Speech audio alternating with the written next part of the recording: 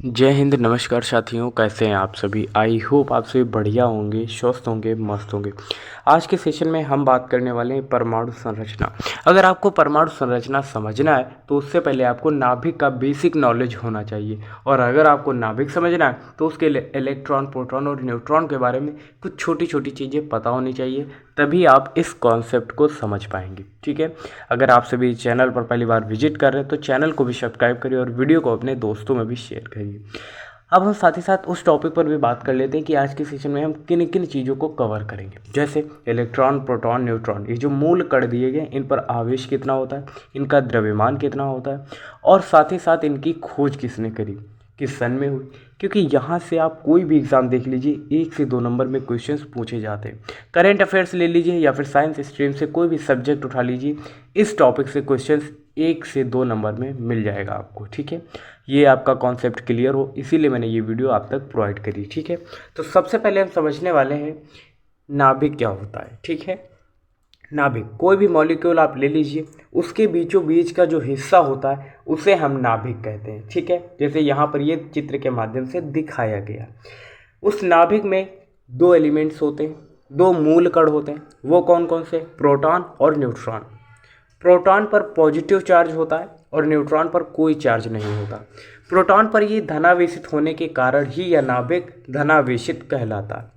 अब बात आती है इलेक्ट्रॉन कहाँ होता है। तो इलेक्ट्रॉन जो होता है वो मॉलिक्यूल्स की सबसे बाह्यतम कक्षा में इलेक्ट्रॉन परिक्रमण कर रहा होता है, यानी कि घूम रहा होता है, जैसा कि आप यहाँ पर देख पा रहे हैं। ठीक है। तो इलेक्ट्रॉन कहाँ होता है? तो आवेश या फिर जो मॉलिक्यूल दिया गया होता है उसके सबसे बाह्यतम कक्षा में इलेक्ट्रॉन रहता है, और सबसे केंद्र में प्रोटॉन और न्यूट्रॉन रहते हैं। उसे ही हम नाभिक कहते हैं। तो इतनी बात क्लियर हो? ठीक है। उसके बाद अब हम बात करने वाले हैं कि किस पर कितना चार्ज होता है और किस प्रकार का चार्ज होता है। प्रोटॉन की बात करते हैं तो इस पर पॉजिटिव चार्ज रहता है, आपको याद रखना है। न्यूट्रॉन की बात करेंगे तो यहाँ पर कोई भी चार्ज नहीं होता है। इलेक्ट्रॉन की बात करेंगे तो इस पर निगेटिव चार्ज रहता है। ठीक है।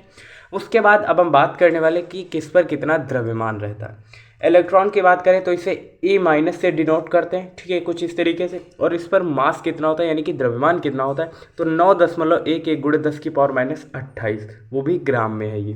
प्रोटॉन की बात करते हैं तो इस तरीके से इसका सिंबल बनता है, और इस पर द्रव्यमान कितना होता है, 1.67 गुणे 10⁻24। ठीक है। न्यूट्रॉन की बात करेंगे तो कुछ इस तरीके का सिंबल रहता है, और सेम ही इस पर मास रहता है। ठीक है, प्रोटॉन के बराबर ही रहता है। उसके बाद अब हम बात करने वाले हैं कि किस सन में इलेक्ट्रॉन, प्रोटॉन और न्यूट्रॉन की खोज और किसने की थी। ठीक है। जे जे थॉमसन की बात करते हैं तो इन्होंने इलेक्ट्रॉन की खोज करी थी। आपको याद रखना है, इलेक्ट्रॉन की खोज किसने की थी? जे जे थॉमसन या फिर टॉमसन, आप जो भी बोल सकते हैं। प्रोटॉन की बात करते हैं तो यहाँ पर 2 वैज्ञानिकों के नाम निकलकर सामने आते हैं, गोल्डस्टीन और रदरफोर्ड। हालांकि ऑप्शन में आपको गोल्डस्टीन दिखेगा तो गोल्डस्टीन पर ही क्लिक करिएगा। ठीक है। उसके बाद बात करते हैं न्यूट्रॉन। न्यूट्रॉन की खोज किसने की थी? तो जेम्स चैडविक इसका राइट आंसर हो जाएगा। ठीक है।